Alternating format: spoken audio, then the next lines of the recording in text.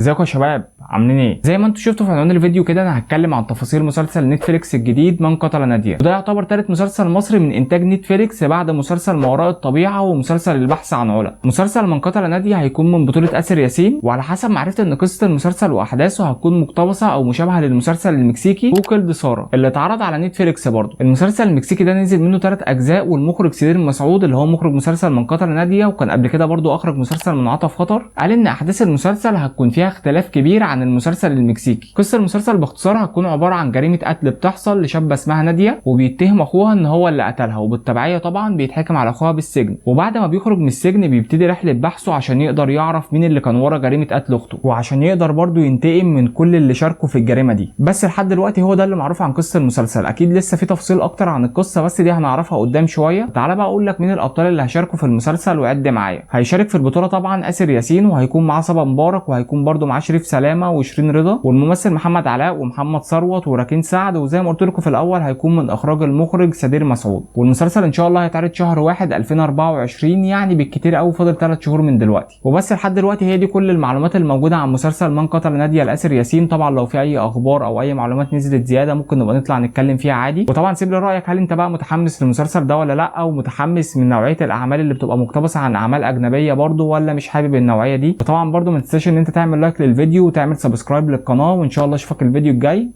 سلام.